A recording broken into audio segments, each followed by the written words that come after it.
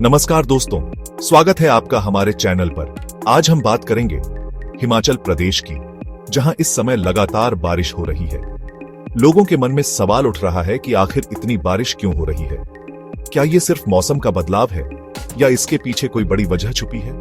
आइए जानते हैं पूरी सच्चाई। दोस्तों, सबसे पहले समझते हैं कि बारिश होती कैसे है। जब समुद्र से जल वाष्प ऊपर उठती है और ठंडी हवा से मिलती है तो बादल बनते हैं। फिर ये बादल जब पहाड़ों से टकराते हैं तो भारी मात्रा में पानी बरसाते हैं। हिमाचल प्रदेश की भौगोलिक स्थिति ऐसी है कि यहाँ मानसून के दौरान बादल आसानी से रुक जाते हैं, यानी एक तरह से पहाड़ बादलों को रोक लेते हैं, और यही वजह है कि यहाँ बारिश ज्यादा होती है। अभी जो बारिश हो रही है वह मानसून की लहरें और पश्चिमी विक्षोभ के मिलने से हो रही है। जब ये दोनों सिस्टम आपस में टकराती हैं तो तेज बारिश होती है। अब एक और बड़ी वजह है क्लाइमेट चेंज। पहले जितनी बारिश एक महीने में होती थी, अब वही बारिश कुछ ही दिनों में हो रही है, यानी बारिश का पैटर्न बदल चुका है। वैज्ञानिकों के अनुसार ग्लोबल वार्मिंग की वजह से वायुमंडल में नमी बढ़ गई है, और जब भी मौसम बदलता है यह नमी एकदम से बारिश के रूप में गिर जाती है। हिमाचल जैसे पहाड़ी इलाकों में यह और खतरनाक हो जाता है, क्योंकि यहाँ लैंडस्खलन और बाढ़ का खतरा हमेशा बना रहता है। हिमाचल में बारिश की एक और वजह है लोकल इफेक्ट, मतलब पहाड़ों की ढलानों पर घने जंगल, घाटियां और बर्फ पिघलने से बनने वाली नमी। जब सूरज निकलता है तो यह नमी तेजी से बादलों में बदल जाती है, और शाम या रात को यह नमी बारिश के रूप में गिर जाती है।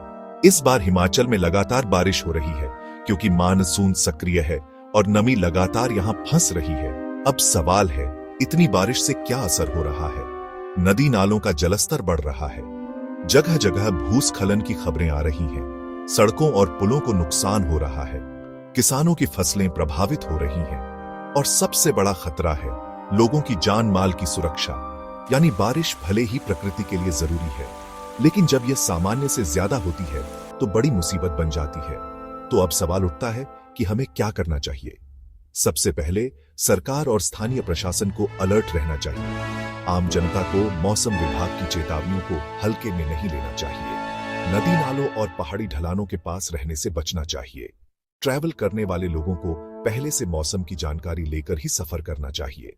और सबसे जरूरी, हमें पर्यावरण की रक्षा करनी होगी, क्योंकि अगर जंगल काटे जाएंगे, नदियों को रोका जाएगा, तो ऐसे हादसे और बढ़ेंगे। तो दोस्तों, अब आप समझ गए होंगे कि हिमाचल में इस समय इतनी बारिश क्यों हो रही है। ये सिर्फ एक प्राकृतिक घटना नहीं है, बल्कि इसमें हमारी गलतियों और जलवायु परिवर्तन का भी बड़ा हाथ है। अगर आपको यह वीडियो जानकारीपूर्ण लगी हो तो लाइक करें, शेयर करें और चैनल को सब्सक्राइब करना न भूलें। मिलते हैं अगले वीडियो में, तब तक सुरक्षित रहें और मौसम की जानकारी लेते रहें। धन्यवाद।